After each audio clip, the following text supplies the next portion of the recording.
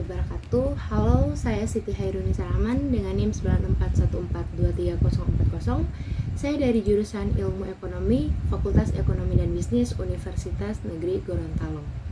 Baik, video ini saya buat untuk memenuhi tugas Ekonometrika 1, dosen pengampu Bapak Bobi Rantopayu, SSI ME.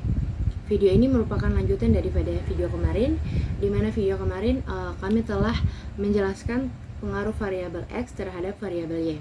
Dan juga kami sudah menjelaskan tentang pengolahan data menggunakan SPSS. Dan untuk selanjutnya kami akan menjelaskan ada 4. Yang pertama yaitu ada pembentukan model estimasi regresi. Yang kedua ada menguji model regresi secara overall.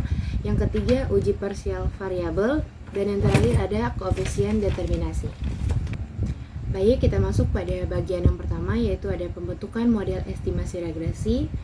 Hasilnya dari pengolahan SPSS seperti berikut, yaitu untuk hasil pembentukan model estimasi regresi, POV atau tingkat kemiskinan sama dengan 0,09 tambah 0,36 TPT tambah 3,02 PPK tambah 0,09 PE kurang 0,92 RLS tambah error, dimana terdapat 4 kemungkinan. Yang pertama, terdapat pengaruh positif dari TPK terhadap POV, sehingga setiap kenaikan TPT sebesar 1 satuan, maka nilai POV naik sebesar 0,36.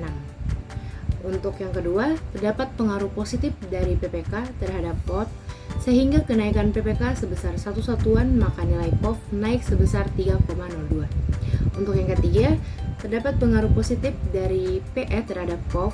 Setiap kenaikan PE sebesar 1 satuan, maka nilai POV naik sebesar 0,09. Dan yang terakhir yaitu terdapat pengaruh negatif dari RLS terhadap POV. Setiap kenaikan RLS sebesar 1 satuan akan menyebabkan penurunan POV sebesar 0,92. Baik, untuk selanjutnya yaitu menguji model regresi secara overall. Dapat kita lihat di tabel ANOVA, yaitu di mana penjelasannya sebagai berikut. Yang pertama, mencari H0 dan H1. H0 sama dengan beta 0 sama dengan beta 1, beta 2, beta 3, beta 4 sama dengan 0. Model tidak signifikan. Untuk H1, minimal 1 beta 1 tidak sama dengan 0 atau model signifikan. Yang kedua ada alfa sama dengan 5%. Yang ketiga ada statistik uji, dia menggunakan uji F. Dan yang keempat ada kriteria uji, dia tolak H0 jika nilai probabilitas F dia lebih kecil daripada nilai alfa. Untuk kesimpulannya dapat kita lihat dari tabel ANOVA berikut. Untuk uji F dia 1,968 dan untuk nilai signifikasinya dia 0,193, sehingga dia lebih besar daripada alfa. Maka dapat disimpulkan bahwa H0 diterima dan menolak HI atau model tidak signifikan. Baik, untuk selanjutnya masuk pada bagian yang ketiga yaitu ada uji parsial. Yaitu di sini kita akan menguji parsial sebanyak 4 variabel. Yang pertama ada tingkat pengangguran terbuka, yang kedua ada pendapatan per kapita, yang ketiga ada pertumbuhan ekonomi, dan yang terakhir ada rata-rata lama sekolah. Masuk pada yang pertama, seperti dari hasil berikut. Untuk tingkat pengangguran terbuka, dia dihipotesiskan positif. H0 yaitu beta 1 tidak lebih kecil daripada 0, H1 beta 1 lebih besar daripada 0, menggunakan alfa 5%. Untuk statistik uji dia menggunakan uji T dan probability T. Dan kriteria uji dia dapat dikatakan signifikan kalau signifikan lebih kecil alfa dan tandanya harus positif. Dan untuk kesimpulannya dapat dilihat di sini untuk uji T signifikannya 0,07, dia lebih kecil alfa yaitu alfa 0,05, dan untuk tanda dia bertanda positif yaitu 2,032.